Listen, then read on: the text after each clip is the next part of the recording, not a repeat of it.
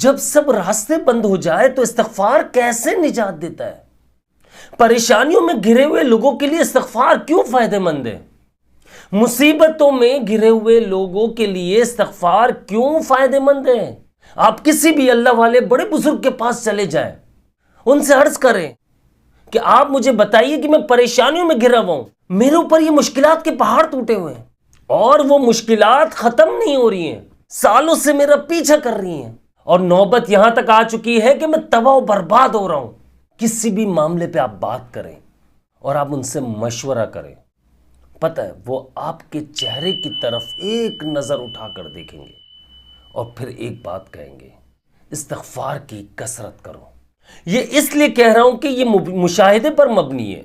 मैं काफ़ी सारे बुजुर्गों के पास अल्हम्दुलिल्लाह जाता रहता हूं, बैठता हूं, उनकी सोहबत इख्तियार करने की कोशिश करता हूं, क्योंकि नेक लोगों की सोहबत में बैठना चाहिए। आपका दिल नर्म हो जाता है, दिल पर जो कालक स्याही लगी हुई होती है वो ख़त्म होना शुरू हो जाती है, आपकी तबीयत अच्छी होने लग जाती है।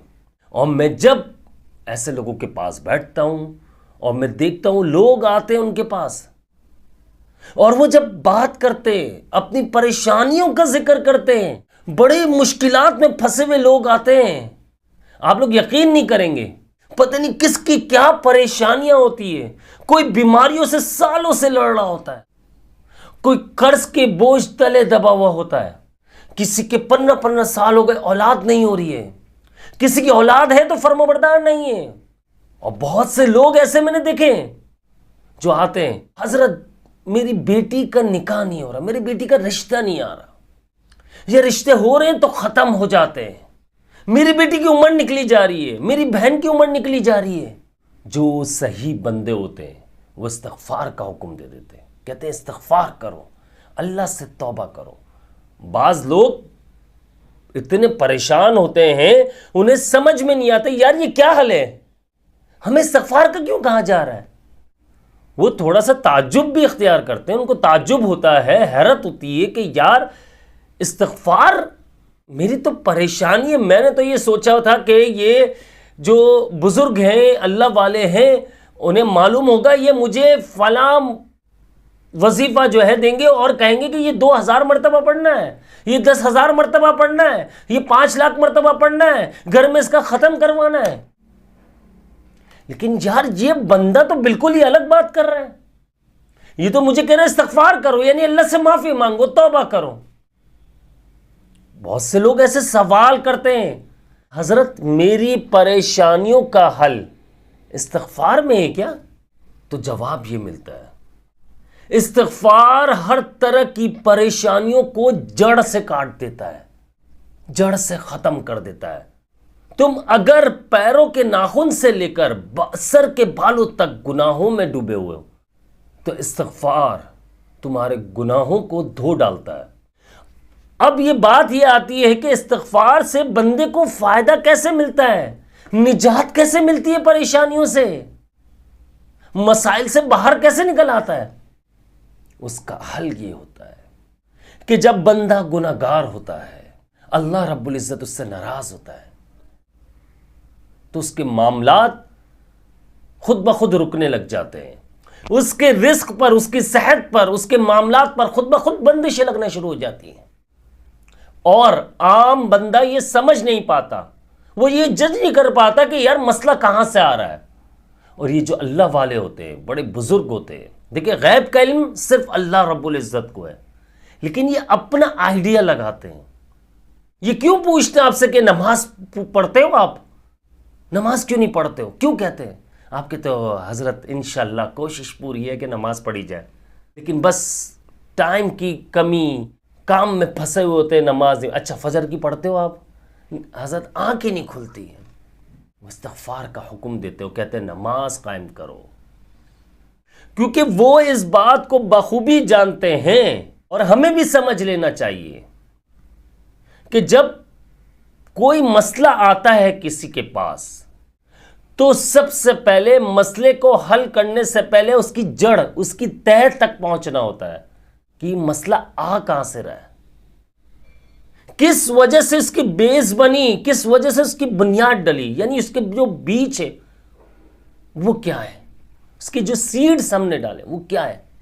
वो गुनाह, और गुनाहों की वजह से रिस्क पर हमारे बंदिशें लग जाती हैं, गुनाहों की वजह से हमारी सेहत पर बंदिशें लग जाती हैं, गुनाहों की वजह से घर में बेबरकती आ जाती है, जिस वजह से घर में लड़ाई झगड़ा फसाद ये सब मचता है। हमारे घरों से आज जो जहनी सुकून गायब हो चुका है, हमारे घरों में जो आजकल तरह तरह की बीमारियां जन्म ले रही हैं, यकीन मानिए, सच बता रहा हूं, दिल से बता रहा हूं, ये सब हमारी गलतियों की वजह से है। जब हम इन चीजों को समझ लेंगे, हम ये समझ लेंगे कि परेशानियों की जड़ कहां पर है और किस वजह से आज जो मैं अजियत में हूं। एक मिसाल के तौर पर कि हमारे घर में हर वक्त लड़ाई झगड़ा फसादात है, जिंदगी में सुकून नहीं है।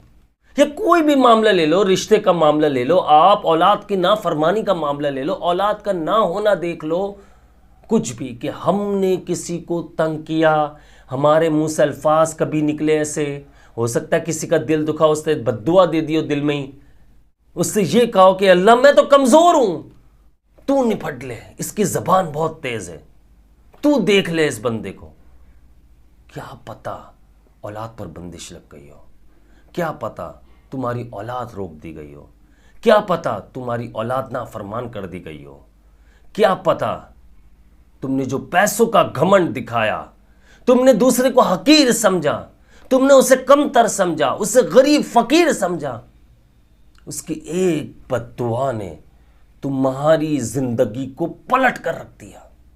यह बात मायने नहीं रखती कि आप 100 मरतबा इस्तग़फ़ार कर रहे हो या 500 मरतबा कर रहे हो या 1000 मरतबा कर रहे हो, ये मायने नहीं रखती।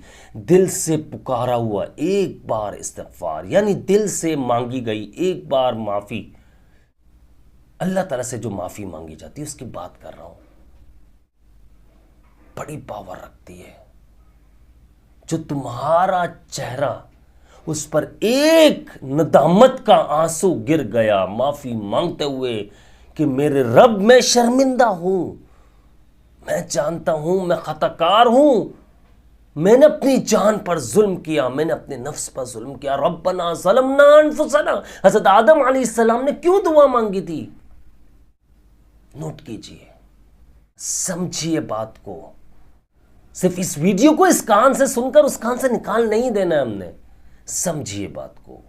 आज जो हम परेशानियों में, अजियतों में, मुसीबतों में घिर चुके हैं, हमें समझना है कि उसके सीड्स कहां, कौन से हमने डाले थे, जो आज पौधा बन चुका है। और अगर हमने अभी भी होश के नाखून न लिए तो ये एक बड़ा खतरनाक दरख्त बन जाएगा, जो हमें तो खा रहा था पौधा बन के, ये हमारी नस्लों को खा जाएगा। इसलिए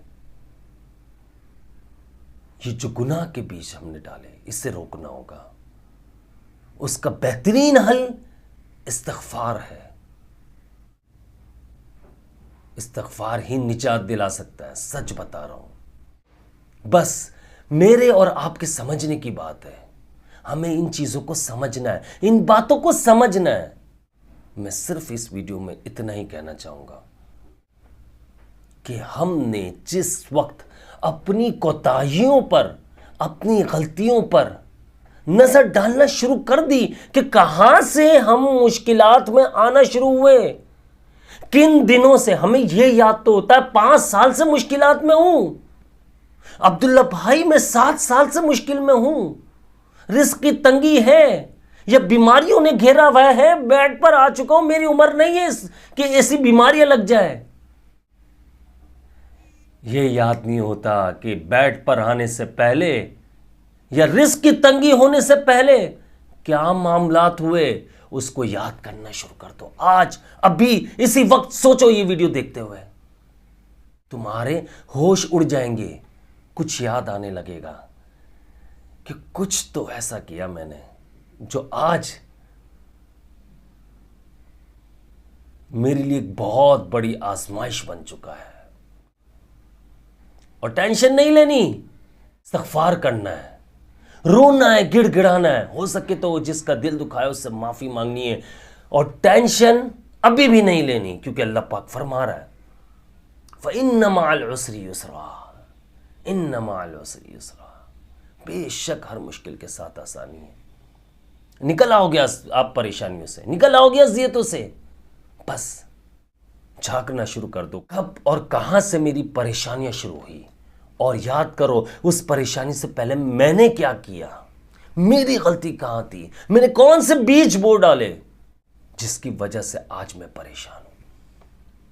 उम्मीद है आप लोग इन बातों को समझ पाएंगे, और दूसरों के लिए ताकि वो भी समझ पाए, आप इस वीडियो को लाजमी शेयर कर दीजिएगा, और अपने भाई अब्दुल्ला बिन हमीद को खास तौर पर दुआओं में याद रखिएगा। जिन्होंने अब तक चैनल को सब्सक्राइब नहीं किया, सब्सक्राइब कर लीजिए, बेल आइकन को प्रेस कर लीजिएगा।